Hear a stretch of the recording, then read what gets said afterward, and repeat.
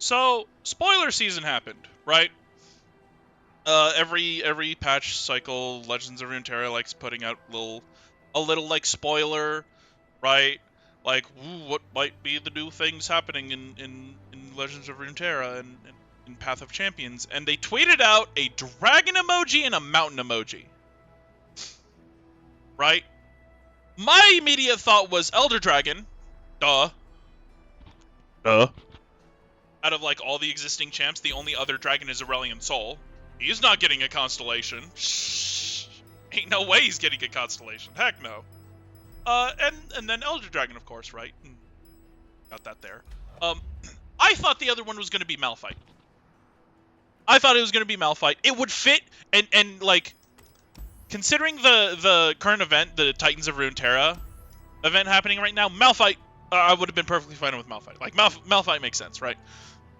And then I was like, if it's not Malphite, then what's the other one?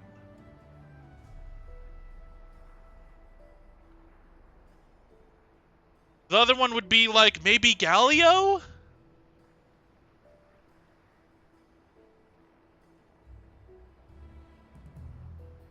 Right? Maybe Galio?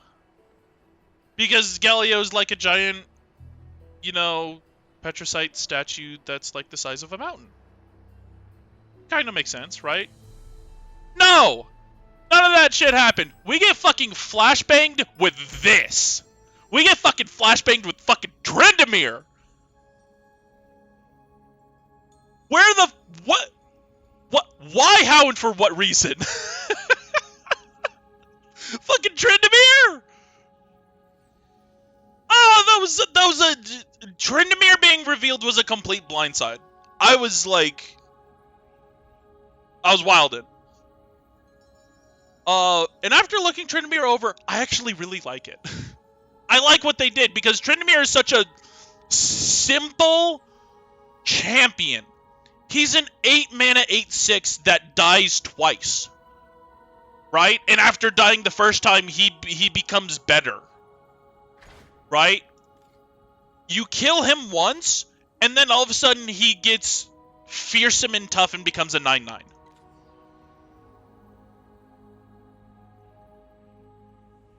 Right? Fucking amazing. This is just such a simple champion, right? So you can really do anything with him. Right? You can kind of toss him into anything. Right? A lot of people were thinking, oh, what do they do with Tryndamere? They gotta give his Tryndamere passive to other people, making, if they die once, then they, then they heal back to full and they get overwhelmed, fearsome, and tough, just like his power in the Thresh adventure. Woo! Right? They didn't do that. Kind of glad they didn't do that. That seems a little boring, right? Give Tryndamere passive to everyone. That's a little boring. What they did do, however, is they gave him they gave him deck buff, War Mother control. So if you don't know, when Foundations released, right? I played Foundations in like the Giga Beta, right? Giga Beta Foundations player. I made 2 decks. I made a Yasuo deck, Character W, and then I made a Freljord control deck, because that was one of the decks that I looked up. I'm like, that looks cool. I'm going to build that. And so I built it. And the deck was War Mother control. What is War Mother control? Well, War Mother control is a Freljord control deck, right? It's got ramp. Oh, you go late with it. And it runs War Mother's Call. Right? In Foundations Beta, it was 12 mana. Right? Now it's 11 mana. Nobody runs this card because it's too expensive, right? War Mother's Call, it does this. Summon the top ally from your deck now and each round start. So that is a permanent effect that you get after activating it. That you summon a free ally. It doesn't matter what that ally is. You summon a free ally from the top of your deck each round start. This includes champions that you already have out on the field, right? So the deck I was running had Ashe, Anivia, Tryndamere. If you had an Anivia out, you could summon a second Anivia with War Mother's Call.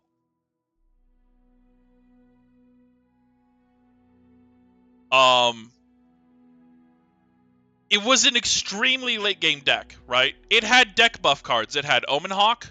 It had Avaros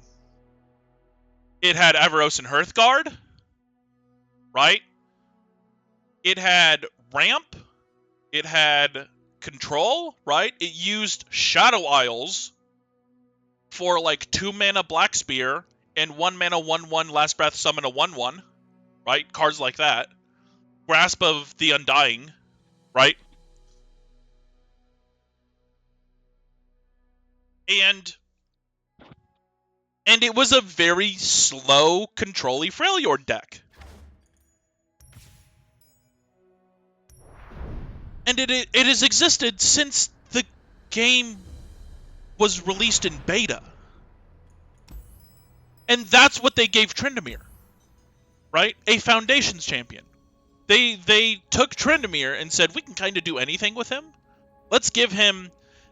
Let's take this Foundations champion that can kind of be put into anything that is a control deck, and let's give him War Mother, like deck buff War Mother control, right?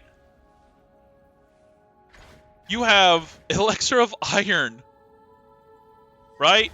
Pouty Poro, right? Good when it gets buffed. Caught in the Cold. Frostbite and Vulnerable. Give an enemy Frostbite and Vulnerable this round. Nice. Right? Slow controlling. Yadolski. Everybody hates this pup apparently in PvP. I wouldn't know that. Yeah, probably one of the best Freljord cards since its release.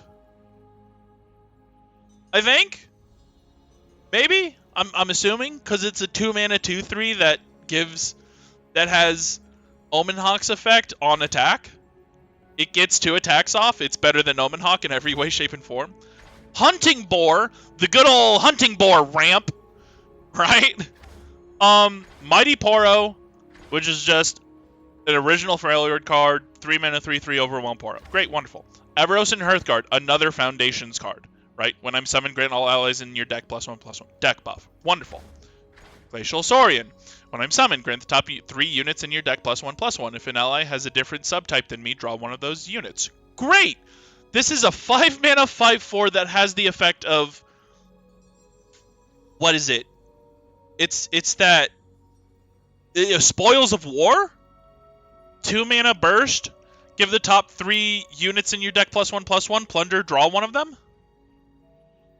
Yeah. And then Tryndamere, right?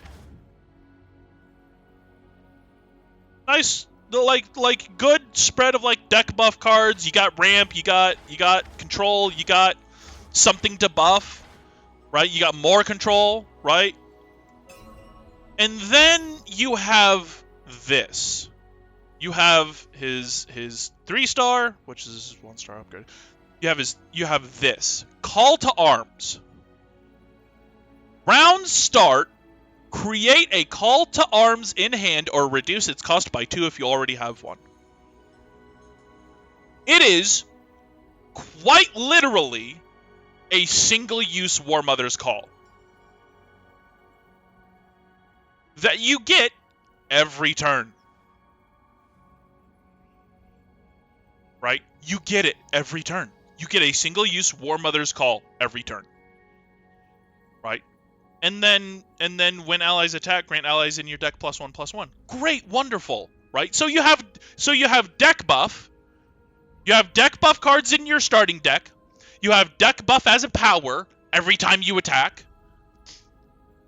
And then you have single-use War Mother's Call. On top of that, the call to arms updrafts. So if you end up drawing a card drawing a unit that you really don't want to start off with or have in your hand yet, like Pouty Poro, you can updraft it back into the deck so that it can continue to get buffs.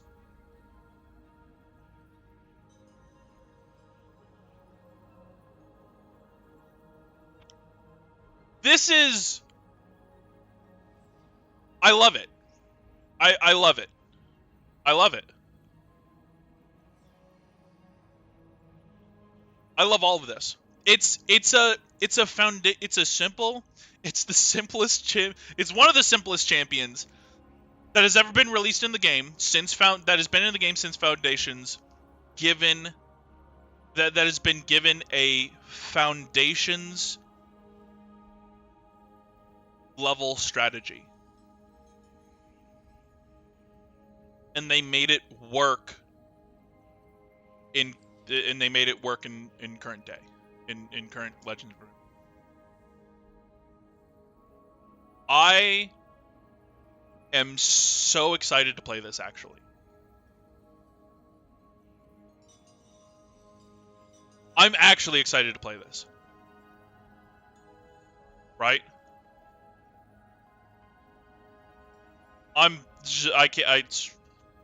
Woof. Let's before we get ahead of ourselves, let's continue. Treacherous Terrain as a 4-star is really good because it's another control power, right? It's a control power that lets you get to your, that lets you start cycling, that lets you get to your, call to arms and your deck buff and whatnot. And then the 6-star Bloodsworn Pact. When you summon an ally, double its stats this round. When you play Call to Arms, rally.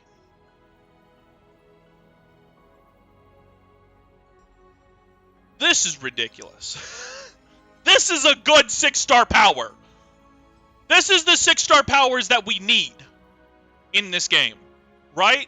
When you summon an ally, double its stats this round.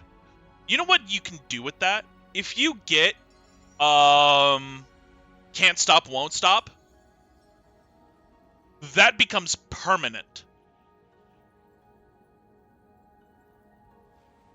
That becomes permanent. And then when you play Call to Arms Rally, it's all of it. Yes, good, yep, approved, great, love it, love it. Yes, more, please. Calm down a little bit. Let's the items.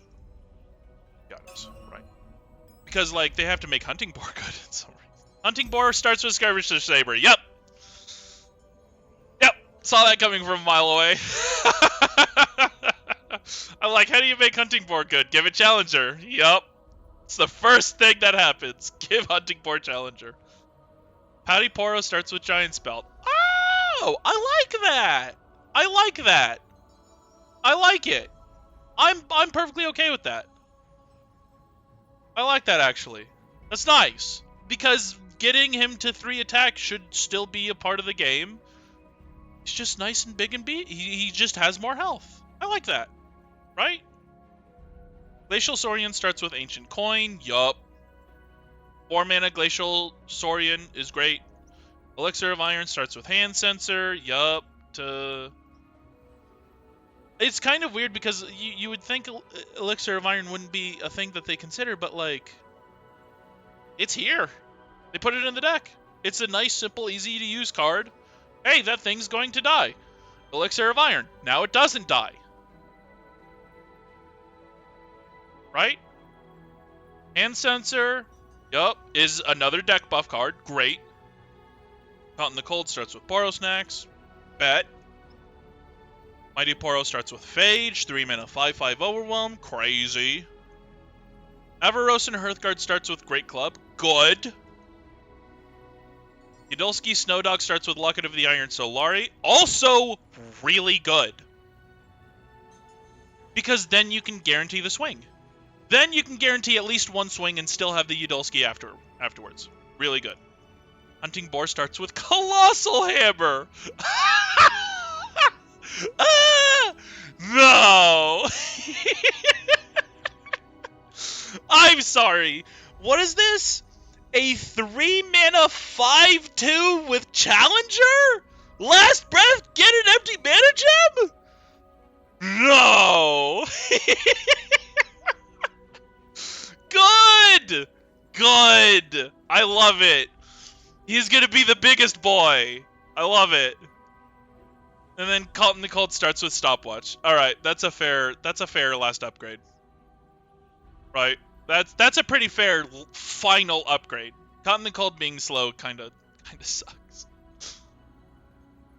It sounds great. I'm here for it. I'm here for all that. Let's look at the bonus stars. 8 regen. Yup. Support champions have Titan's Axe, Phage, or Studded Leather based on their cost. So it starts off low costs get Titan's Axe, medium costs get Phage, high costs get Studded Leather. Elixir of Iron has Elixir of Sorcery? Bro. That's so good, actually. And then it doubles the deck buff effect. Dude. Followers you acquire in adventures that cost 4 or more have Ancient Coin. Sure. Avaros and Hearthguard has Shadow Totem. Dude. What? Those are all good. What? Wait. Those are so good. Those are have Ancient Coin. That's crazy. Elixir of Sorcery on Elixir of Iron, Shadow Totem on Avaros and Hearthguard, summoning 2 of him, doubling the deck buff effect. 8 regen. Those are all good. All right. I love Tryndamere. I love Tryndamere. They put a lot of thought into it. They went back to his roots, right? And they brought back War Mother deck buff, War Mother control. Wow. Wow.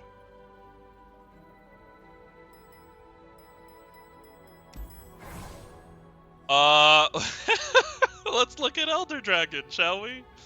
So Elder Dragon's the one that I was really looking forward to, right? Because it's Elder Dragon. Who isn't excited for Elder Dragon? Right? One of the most polarizing champions in all of Legends of Runeterra. And he finally has his constellation. Glory be to the Elder Dragon. Did any of his items change? I don't think they did. Nope, same. Yeah. They're all the same. Sounds good. Constellations! Quick rundown. Allies with base cost 6+ cost 2 less. Nice. When you play a base 6+ cost ally, play a random dragon boon on it. This means that every ally that would get dragon boons gets 2 of them. Nice. Okay. Early bird, game start, summon your weakest follower from your deck. This is a little bit weird for Elder Dragon, because it's a really like, oh, what it doesn't like make him do things better, but he kind of doesn't need to do things. He doesn't need to do the things that he's already doing better. That's what the 6 star is for. He needs help getting there, right?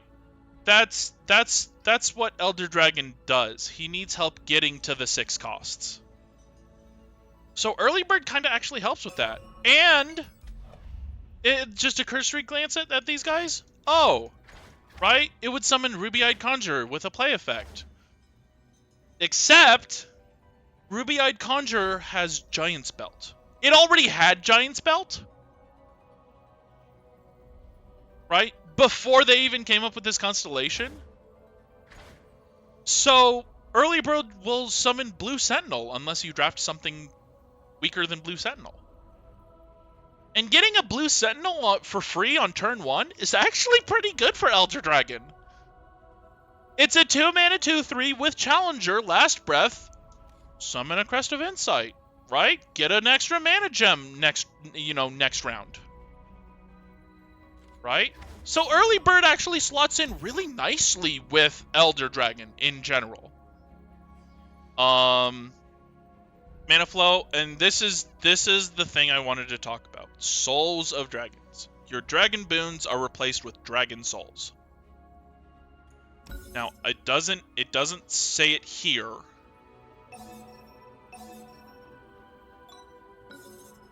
It doesn't say it here. However, the dragon souls are obviously better dragon boons. So I'm going to show the one that is the dragon boon, and then I'm going to explain what the dragon soul variant of this is. Right? So we'll just go down the line. We'll start off with Chemtech Blight. Chemtech Blight grants Deathless, right? Chemtech Soul gives +3 attack and Last Breath Revive Me. Hextech Soul, Hextech Prowess gives +1 attack and 2 impact. Hextech Soul gives +3 attack, quick attack, and 3 impact. Let me up actually, just so that I'm perfectly accurate, just so that I'm completely accurate. Okay, yeah, great. So, Cloudbringer's Grace grants Challenger. Cloudbringer's Soul grants +3 health, Spell Shield, and Challenger. Mountainous Vigor grants +1 attack and tough. Mountainous Soul grants +3 health, tough, and barrier. Infernal Might grants +1 attack and fearsome. Infernal Soul grants +3 attack, fearsome, and overwhelm.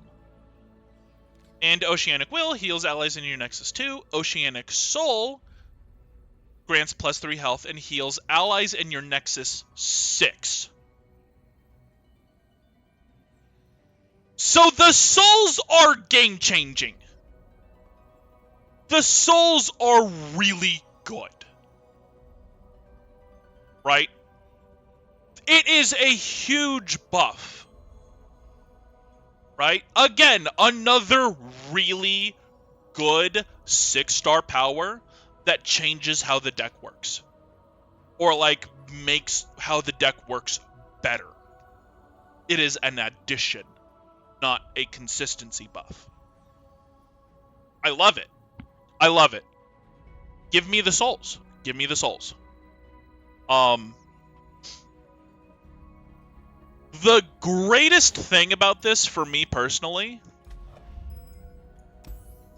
I have a Nova Crystal.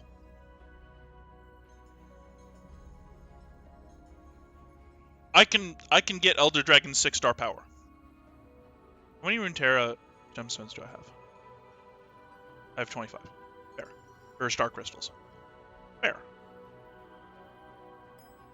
I have a Runeterra Nova Crystal. I can get Elder Dragon's Souls of Dragons. The question is,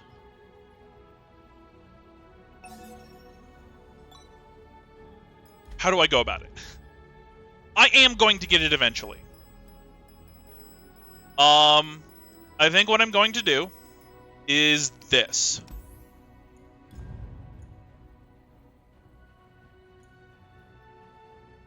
Yeah. All right.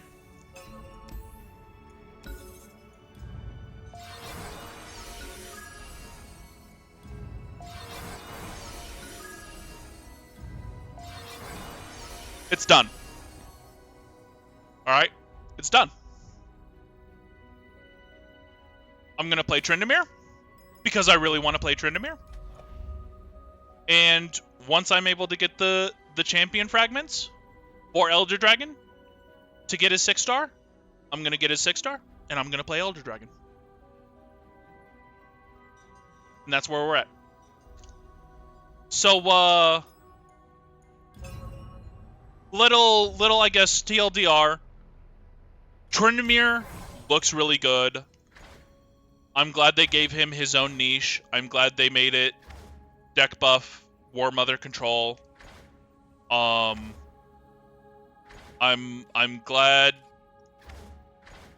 Like I'm happy with Tryndamere overall. I'm really excited to play Tryndamere. I'm really excited to play Elder Dragon. This is great. I love all this. This is wonderful. Right? Keep it up. Keep it up.